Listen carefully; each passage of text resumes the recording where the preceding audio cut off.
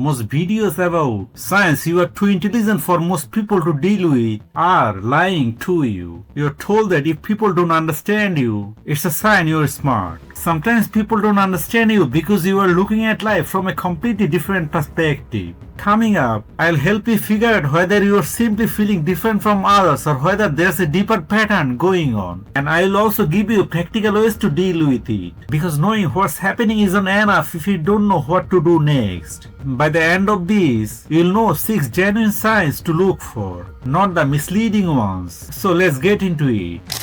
Sign 1. You get bored with surface level conversation.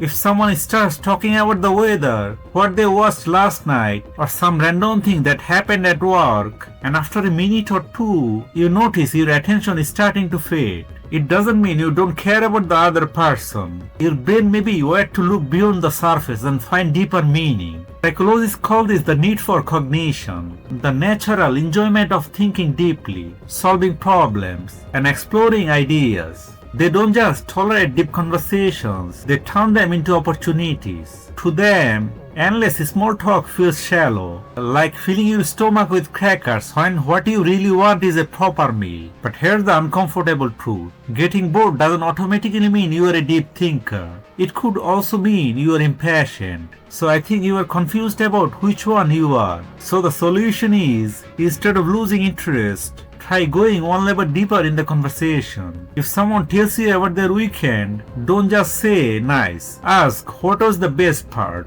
or what made it memorable for you. You are not faking interest. You are giving the conversation a chance to become interesting. And that brings us to sign number 2. The same mind that gets tired of surface level conversation often stands to see both sides of an issue. And while that can be a strength, it can also create a hidden problem.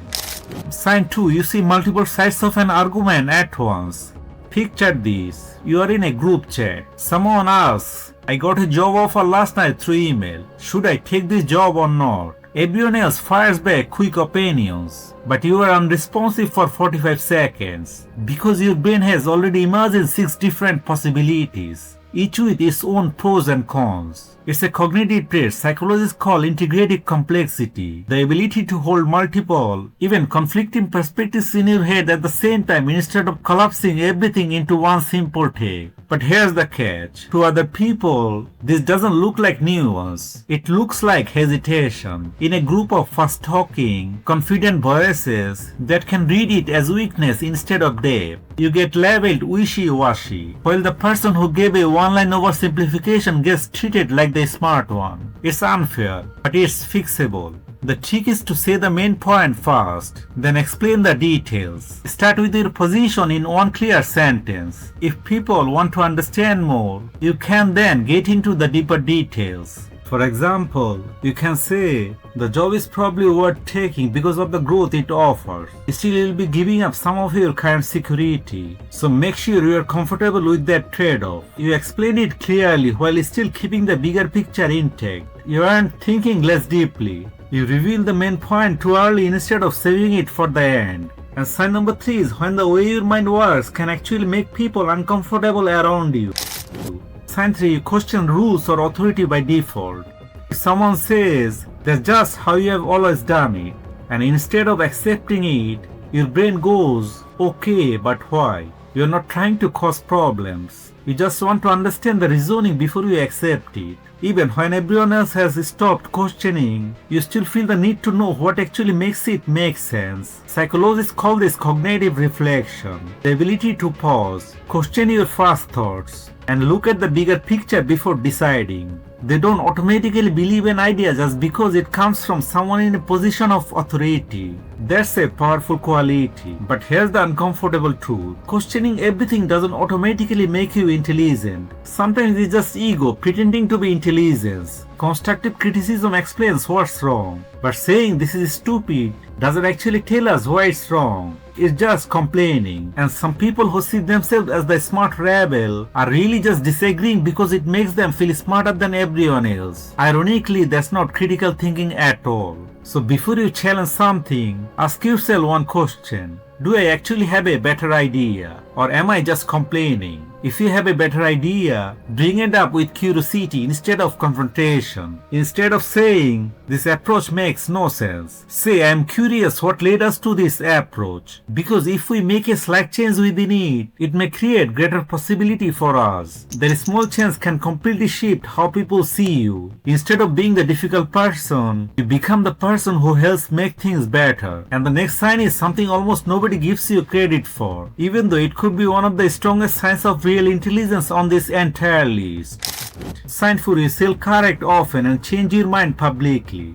Last month you were completely sure about something, then you learned something new, and now you are the person in the room saying, actually I was wrong about that, out loud, in front of everyone, and somehow your ego doesn't break down. Psychologists call it intellectual humility, the willingness to change your mind when the facts change. It's about being able to admit, I got this wrong. The problem is, most people don't see it that way. In many situations, changing your mind can make you look weak. People often see changing your mind as proof you are wrong, rather than proof that you learned something new. So the fix is, don't just say, I was wrong. Say, I learned something new, and it changed how I see the situation. That's what I was missing before. That's not backtracking. That's showing your thinking process. You're not hiding the mistake. You're showing how you grew from it. And people tend to respect that, even if they don't fully agree with your new conclusion. Same facts, but completely different reputation. But this is where things get a little more serious, because sign number 5 is probably the most painful one of all.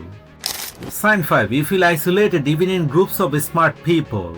You can be surrounded by successful, intelligent people and still feel completely alone. Not because anyone is ignoring you. It's more like something is missing. Everyone else seems to connect so easily, but somehow that connection doesn't reach you. Maybe it's not superiority. You might just feel alone because you think differently. It doesn't necessarily mean you are smarter than everyone around you. Intelligence doesn't come in just one form. People can be brilliant in completely different ways. A person might be amazing at analyzing problems but still see the world differently from you. Sometimes, feeling like no one truly understands you can hurt a lot, but that pain can make you believe it's actually a sign that you are different, in a good way. Rather than helping you connect with people who understand you, it encourages you to embrace solitude. But stop telling yourself your isolation is permanent.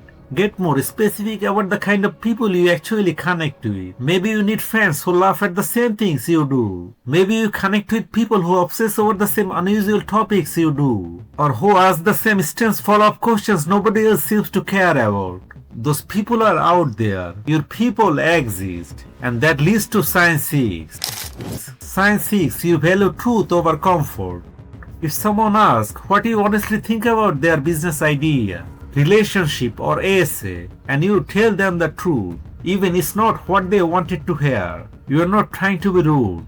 You just care about being truthful than making someone feel comfortable. We don't find comfort in words that aren't completely honest. But here's the problem. Most relationships aren't built on complete accuracy. They are built on trust, connection and emotional safety. Sometimes people need to feel understood before they are ready to hear the truth. If you go straight to the facts, people might think you are cold, even when you are only trying to help. And here's the key distinction. Honesty and bluntness are not the same thing. Saying something true in the harshest way possible doesn't make you courageous. It just means you didn't know how to deliver the truth well. You can be honest without being unnecessarily harsh. So before you give someone a difficult truth, add a little context. Recognize the effort they made. Show that you understand why this is important. For example, I can see how much work you put into this. There's just one thing I think could make it even better. You're still telling the truth. But now you have given the other person a reason to actually listen without creating harm in both of your relationships. So let me ask you this. Out of these 6 signs, which one has created the biggest struggle in your own life? Comment below. And don't forget to watch another helpful video on the screen. This obsession is ruining your intelligence.